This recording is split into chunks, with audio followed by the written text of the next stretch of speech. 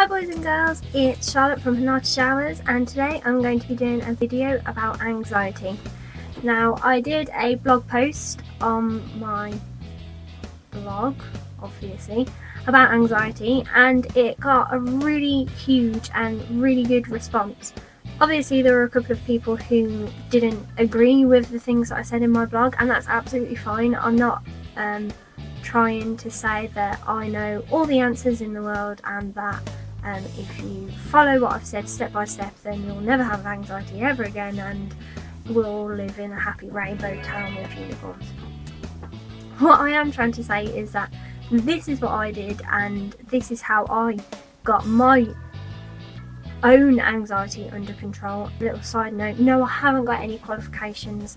I'm not a doctor, I'm not a psychiatrist, I'm not a counsellor. My mother-in-law is a counsellor, and everything I know I've learnt from her, my boyfriend who has some counselling qualifications, and the programme that my mother-in-law works for. Okay, so there are hundreds and hundreds of different branches of anxiety, and they're all of it.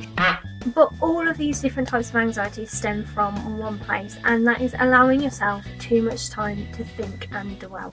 The most important step is that you have to admit to yourself, you don't have to say it out loud, you don't have to stand on top of a building and scream it for everyone to hear, but you really do have to admit in your head that your anxieties are there because you put them there.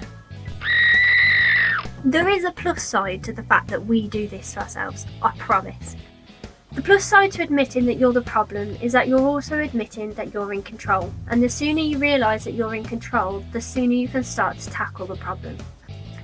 As anxiety sufferers, we sit here and we let anxiety run the show.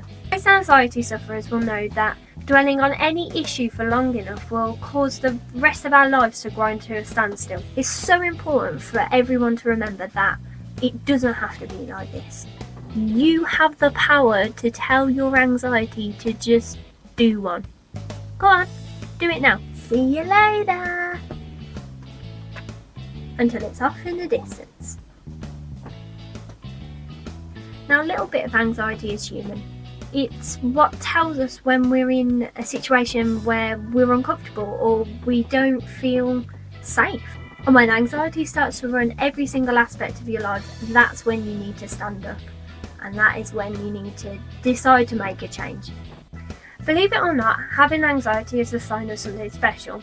People with creative minds are more prone to getting anxiety than others. However, it does mean that you're not using your creative mind to its full potential. The way to do this is to engage your mind with new and challenging hobbies. Whether it's painting, writing your own novel, or learning a new instrument. There are hundreds of things that you can decide to do with your time, and all of them are better than sitting and dwelling on all the scary thoughts that anxiety puts into your brain. A lot of people don't realise that anxiety strikes when your brain gets bored. And when your brain's bored, you have two options.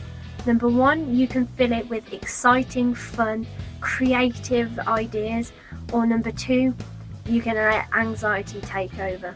To start with, this is going to take a lot of effort in order to banish those negative thoughts, but the longer you keep at it, the easier it will become to turn your default thoughts into positive and creative ones. Taking up new hobbies is considered a distraction, but it's the best way to overcome anxiety.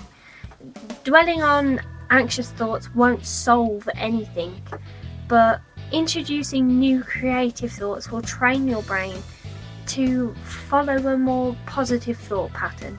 I'm aware this sounds like I'm trying to say that you can never relax, but what you have to understand is that downtime is when anxiety is going to strike hardest, and so you have to make sure that your thoughts are focused on something creative and not destructive. My last piece of advice to you guys is stick to it. No matter how hard it gets, no matter how much you want to just give up, stick to it. It will be worth it in the end, I promise. A really great little trick when you get an anxious thought is to throw a huge massive stop sign up in your head and actually say out loud to yourself, no.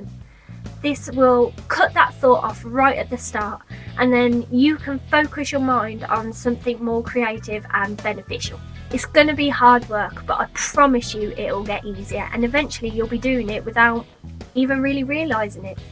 So let's recap.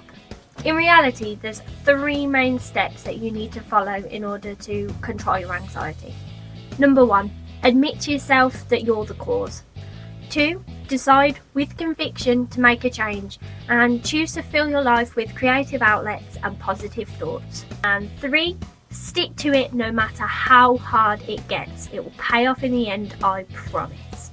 So there we have it. I hope you guys enjoyed this video and that you found it helpful. If you did, please subscribe to this channel and give this video a thumbs up.